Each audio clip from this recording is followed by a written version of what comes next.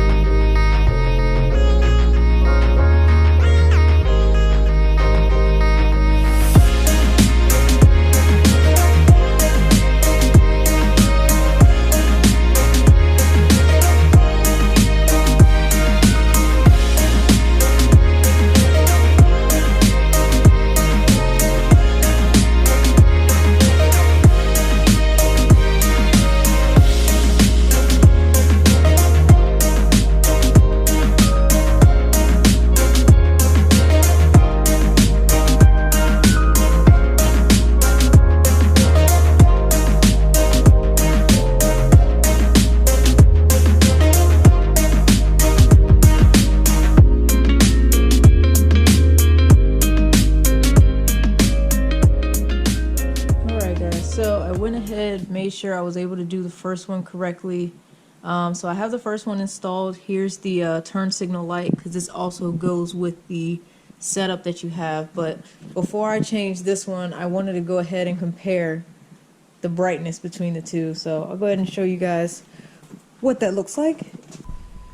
So here's comparison. I'm not sure how well the camera is going to be able to pick it up, but we got the ring light going around here, and then we have our headlight right in the middle at the top, and then these two are lit up, I believe. This is your high beam at the bottom, but you look at this one, this is all just kind of just brightness encased inside of the housing. So looking at the beam, new headlight over here, this seems like a more direct focus beam, and this one is very kind of bright in general. So but yeah, looks wise, looks great, and you do have to take off the housing of the old headlight to fit that one. So, but yeah, so I'll go ahead and walk you through what I had to do to set up everything.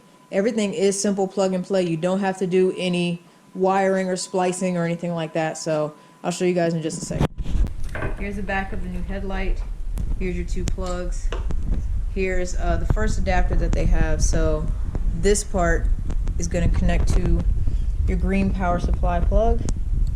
Pretty straightforward. Connect that. Make sure that's all the way in. This is going to go to your stock headlight housing right here in the back. And then here's where the fun part comes in, is trying to figure out how to connect your turn signal lights to all of this. So what you're going to do is one of these bracket housings goes here, clips in like so. You push the red tab down, that locks it. Then this power supply goes into your stock turn signal housing, clips in, and your stock turn signal right here goes into this power supply right there. There you go. That clips in. You lock it down, and then that's when you take your housing unit and you put that up to frame. You're able to tuck most of this back in here, so it shouldn't be too hard, but yeah, you're able to tuck everything back in, and you should have enough wiggle room to connect your housing, your stock turn signal back into your grill space once you put the grill back on. So that's what I'm going to do.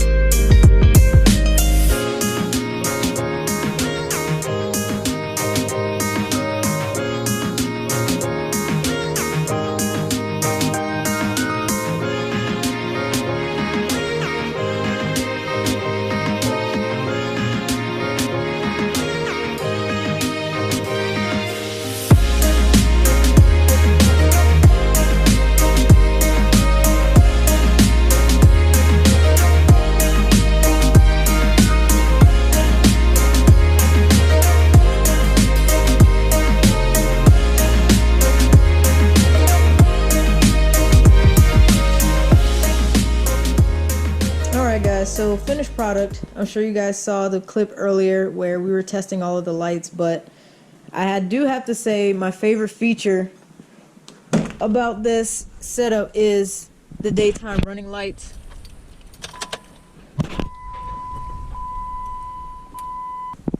But yeah, definitely my favorite feature is the daytime running lights. I can't wait to have these on, and I think it's a very clean setup. So overall, once I finally figured out where everything plugs into, the setup is pretty straightforward. I like the fact that it is plug and play. The only issue I had was plugging up the power supply to the stock headlight housing.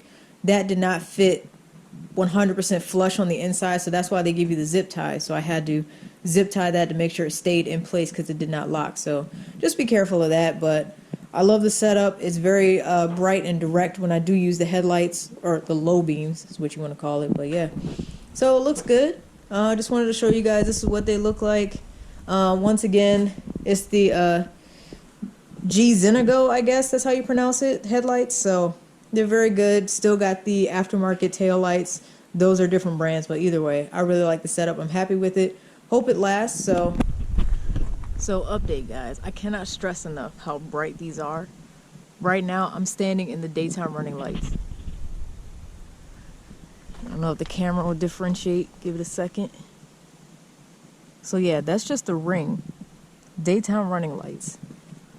Wait till you see when I turn the headlights on. Because like showing it in that garage did not do justice how freaking bright these are. Look, y'all. Like, look. And look at how far it goes out. Look at this.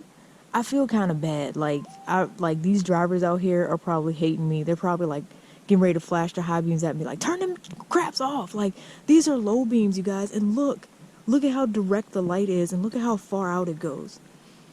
Like, that's crazy. I don't even have to drive with the fog lights on. Here, I'll even show you the high beams just for craps and giggles. All right, high beams are on now. Look at that.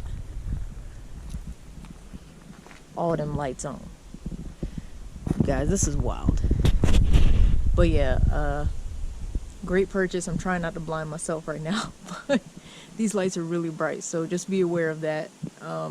I love them, but I feel a little bit bad for other drivers, so I'm sorry to be that person, but these are a great purchase. For $96, these are some really nice lights. So just so you guys know, these are very bright, very efficient, so I love them and I'm happy with them. So yeah, I just drove home and I was like, holy crap.